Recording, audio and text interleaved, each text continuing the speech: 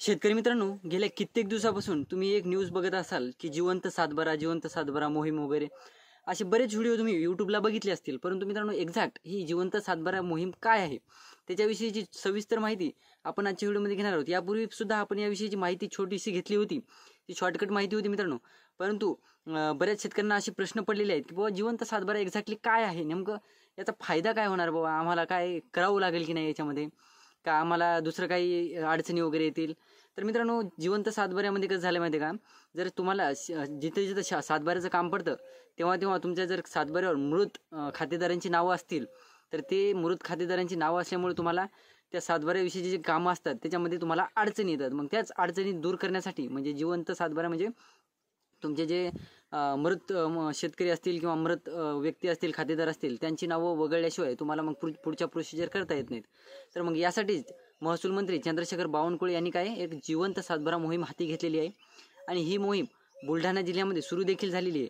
तर मग इतर जिल्ह्यामध्ये, तुमच्या जिल्ह्यामध्ये ही मोहीम कधीपासून सुरू होणार आहे आणि तुम्हाला देखील या मोहिमेचा फायदा होईल का, त्याविषयीची सविस्तर माहिती थोडक्यात आपण बघण्याचा प्रयत्न करणार आहोत. तत्पूर्वी जर चॅनलवर नवीन असाल तर चॅनलला सबस्क्राईब करा आणि समोरील जे बेल आयकन बटन आहे ते दाबायला विसरू नका.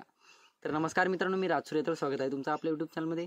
मित्रांनो, जसजसं जिवंत सातबारा मोहीमचे व्हिडिओ आपण बघत आहोत तसतसं तुम्हाला प्रश्न पडलेले असतील किंवा एक विषय राहिला बाजूला की बाबा तुम्ही तुमचे डाऊट क्लिअर केले असतील इतर व्हिडिओमधून, परंतु आपण आपल्या व्हिडिओच्या माध्यमातून थोडंसं इतर डाऊट क्लिअर करण्याचा प्रयत्न करणार आहोत. तर बुलढाणा जिल्ह्यामध्ये 1 मार्चपासून या मोहिमेला सुरुवात झाली होती, आपण एका व्हिडिओमध्ये पाठीमागं बघले होतं.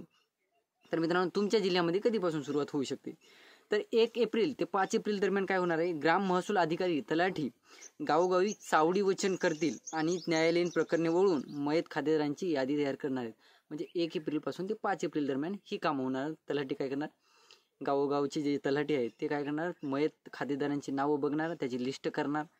त्यानंतर 6 एप्रिलपासून काय होणार, 6 एप्रिलपासून 20 एप्रिलपर्यंत वारसांनी आवश्यक कागदपत्रे जसे मृत्यू प्रमाणपत्र, वारस प्रमाणपत्र, ग्रामसेवक किंवा सरपंच यांचा दाखला, हा रहिवासी पुरावा आणि संपर्क माहिती, एवढी माहिती काय करायची, तलाठ्यांकडे जायची आहे आणि तलाठ्यांकडे ही माहिती डिटेल द्यायची आहे. त्यानंतर 20 तारखेच्या पुढे काय होणार आहे, तर 20 तारखेनंतर काय 21 एप्रिल ते 10 मे दरम्यान काय होणार आहे, तलाठी काय करणार, ई फेरफार प्रणालीद्वारे म्हणजे ई फेरफार जे हे आहे पोर्टल आहे त्याद्वारे काय करणार, ते वारसाची नोंद अपडेट करणार आहे. तिथे वारसाची तलाठी अपडेट करणार पोर्टलवर. मग त्याची आपण डिजिटल सातबारा वगैरे डाउनलोड करतो त्याच्यामध्ये ते ऑटोमॅटिकली ती डिटेल अपडेट होणार आहे.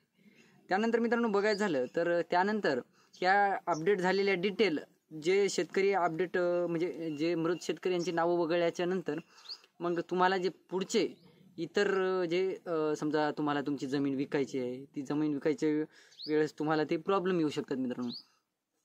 तर ते प्रॉब्लेम येऊ नये म्हणून तुम्हाला नंतर कर्ज वगैरे काढायचं काम पडलं किंवा इतर काही कारणास्तव तुम्हाला जिथं समजा कधी कधी आपण सातबाऱ्यावर काय करतो, कुणाची तरी जे पोलीस केस झालेली राहते त्याची आपण ते काय म्हणतात ते हे घेत असतो, त्याला सुटका म्हणून ते काहीतरी म्हणतात ते घेत असतो. तर त्याच कामासाठी जे मृत शेतकऱ्यांची खातेदारांची नावे आहेत त्या अडचणी येऊ नये म्हणून जे जिवंत सातबारा मोहीम राबवण्यात आलेली आहे.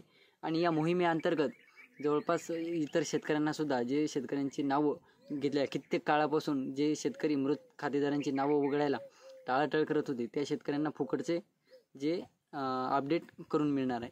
तर ही होती छोटीशी माहिती मित्रांनो. व्हिडिओ आवडला असेल तर चॅनलला सबस्क्राईब करा आणि जे समोरील बेल आयकन बटन आहे ते दाबायला विसरू नका. धन्यवाद.